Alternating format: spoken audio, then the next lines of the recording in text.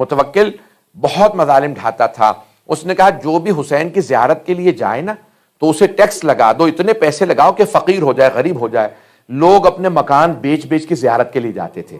ہاں زائرین کم ہو گئے تھے, کم لوگ جاتے تھے, لیکن پھر بھی زائرین جاتے تھے. یہاں تک کہ اس نے کہا اب جو زائر جائے نا اس کا ایک ہاتھ کاٹ دینا, یہ خود بخود زیارت بند کر دیں گے. یہاں تک لکھا ہے کہ ایک مرتبہ ایک بوڑھی خاتون آئیں, جیسے ہی پل بغداد پہ پہنچی انہوں نے کہا کہ او بڑھیا جانتی نہیں ہو ہم ہاتھ کاٹتے ہیں؟ کہا ہاں جانتی ہوں. کہا پھر بھی زیارت کے لیے جاؤ گی؟ کہا ہاں. کہا پھر اپنا ہاتھ نکالو. جیسے انہوں نے اپنا ہاتھ رکھا تو انہوں نے کہا نہیں ہم الٹا ہاتھ نہیں کاٹتے, ہم سیدھا ہاتھ کاٹتے ہیں. تو اس خاتون نے ایک مرتبہ مؤمنہ نے فرمایا, کہا کہ پچھلے سال تم میرا سیدھا ہاتھ کاٹ چکے ہو,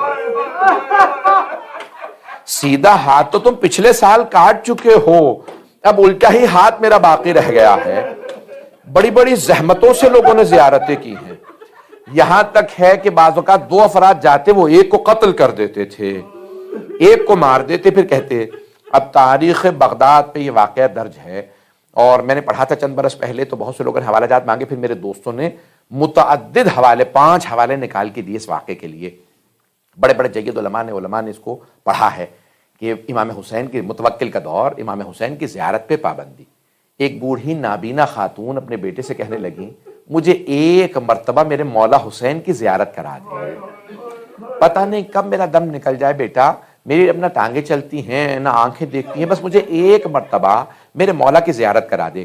بیٹے نے ماں کو کپڑے میں باندھا, پشت پہ اٹھایا.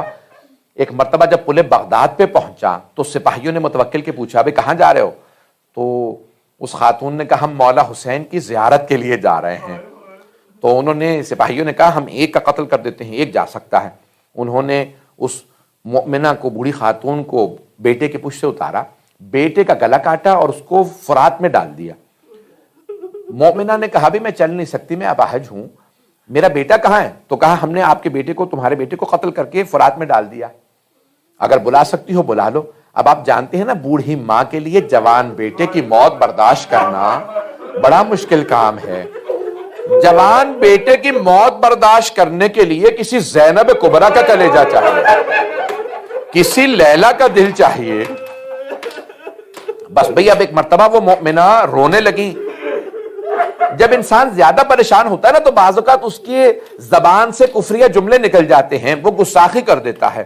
اب مؤمنہ ایک مرتبہ رونے لگی, بہت روئیں, اور پھر روتے روتے ایک مرتبہ کہہ دیا, کہا میں حسین کی زیارت کے لیے جا رہی تھی, عباس نے میرا بیٹا لے لیا. بس یہ نہ جانے ان سے نادانی میں گناہ ہو گیا, کوتاہی ہو گئی. ابھی رو ہی رہی تھی, گھٹنوں پہ ہاتھوں پہ چلتی ہوئی جا رہی ہیں کہ اچانک بیٹے نے آواز دی اماں میں آ گیا. مؤمنہ نے سوال کیا بیٹا کون ہے تیری آواز میرے بیٹے سے ملتی ہے؟ کہا اماں میں ہوں, میں آپ کا بیٹا, لیکن سپاہیوں نے کہا تھا انہوں نے آپ کو قتل کر کے فرات میں ڈال دیا. کہا ہاں اماں میں مر گیا تھا. کہا پھر بیٹا کیسے واپس آئے؟ کہا اماں مجھے مولا عباس لائے. اجرکم اللہ. کہا اماں مجھے مولا عباس لائے ہیں. کہا کہ مولا مجھے معاف کر دیجئے گا. ایک مرتبہ وہ بوڑھی مومنہ رونے لگی, کہا مولا مجھے معاف کر دے, میں نے گستاخی کی تھی. کہا نہیں کوئی بات نہیں, آپ میرے بھائی کی زائرہ ہیں, کوئی ایسا معاملہ نہیں. کہا نہیں مولا آپ مجھے معاف کر دے. کہا میں نے معاف کر دیا, کوئی ایسا معاملہ نہیں ہے. کہا اگر آپ نے معاف کر دیا ہے تو مجھے اپنے ہاتھ چومنے دیں. تو مولا نے کہا میں عباس ہوں. کہا ہاں مولا میں جانتی ہوں آپ عباس سے, میں ہاتھ چومنا چاہتی ہوں. مولا نے کہا اگر میرے ہاتھ ہوتے سکینہ کو تماچے نہ لگتے.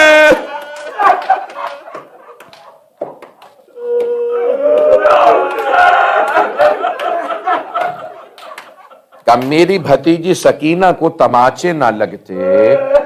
الا لعنت اللہ علی القوم الظالمین وسيعلم الذين ظلموا أي منقلب ينقلبون.